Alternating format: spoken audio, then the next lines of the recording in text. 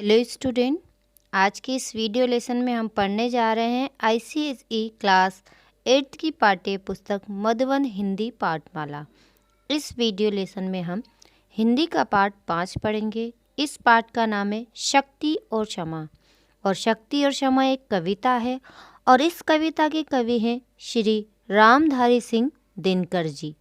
Student, हमने पहली video lesson में इस कविता के कुछ भाग पढ़े थे। आज हम दूसरी वीडियो लेसन में इस कविता का कुछ और भाग पढ़ते हैं। तो आइए पढ़ना शुरू करती हूँ इस कविता की कुछ पंक्तियाँ। क्षमा शोभित उस भुजंग को जिसके पास गरल हो, उसको क्या जो दंतहीन है विष रहित विनित सरल हो। 3 दिवस तक पंथ मांगते रघुपति सिंधु किनारे, बैठे पढ़ते रहे चंद अनुने के प्यारे प्यारे। विद्यार्थी, हम इस पंक्तियों के भावार्थ को समझने से पहले इसके शब्दार्थों को जान लेते हैं।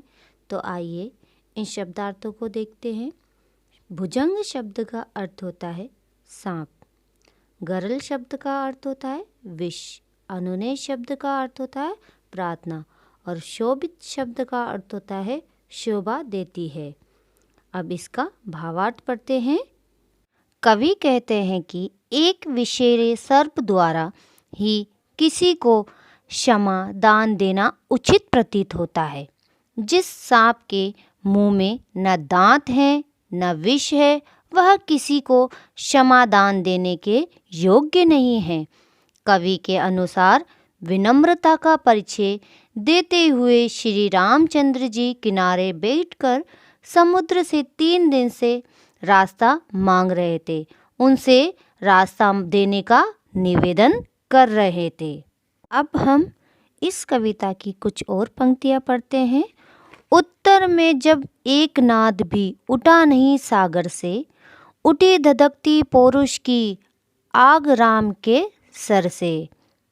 सिंधु देह धर त्राही त्राही, करता आ गिरा शरण में, चरण पूज दासता ग्रहण की बांध मूड बंधन में। अब इसके शब्दार्थ देखते हैं। नाद शब्द का अर्थ होता है आवाज, शर शब्द का अर्थ होता है बाण, मूढ़ शब्द का अर्थ होता है मूर्ख, त्राही त्राही शब्द का अर्थ होता है रक्षा करना। इसके भावार्थ को समझ लेते हैं। कवि कहते हैं कि श्री रामचंद्र जी के बार बार निवेदन करने पर जब समुद्र पर कोई प्रभाव नहीं पड़ा तो श्री राम क्रोध होते गए और क्रोध के कारण उन्होंने समुद्र पर आक्रमण करने के लिए हथियार उठा लिए। जिस प्रकार समुद्र उनकी विनम्रता की उपेक्षा कर रहा था, वह उनकी क्रोध की उपेक्षा नहीं कर सका। श्री रामचंद्र के क्रोध ने उसे भयभीत कर दिया और वह श्री रामचंद्र जी का दास बन गया। अब मैं इस कविता की कुछ और पंक्तियाँ, अंतिम पंक्तियों को पढ़ती हूँ।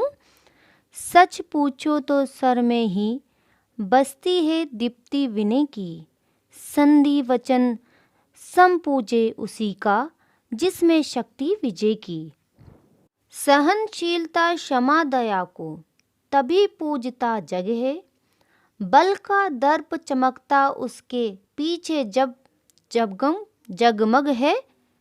इसके शब्दार्थ है दर्प यानी घमंड या अहंकार, दीप्ति यानी चमक और समपूज यानी आदरणीय। इसके भावार्थ को समझ लेते हैं। कवि कह रहा है कि शक्ति के प्रभाव से ही विनम्रता का महत्व है। जिसमें युद्ध जीतने की शक्ति है, उसी के मुख से संधि की बात अच्छी लगती है। कवि के अनुसार संसार में बल को ही अधिक महत्व दिया जाता है। व्यक्ति बलवान बनकर ही क्षमा, दया, विनम्रता आदि गुणों को स्थापित कर सकता है। तो उम्मीद करती हूँ स्टूडेंट, ये कविता आपको समझ में आ गई होगी। आज इस वीडियो लेसन में ये कविता यहाँ पर समाप्त होती है। धन्यवाद।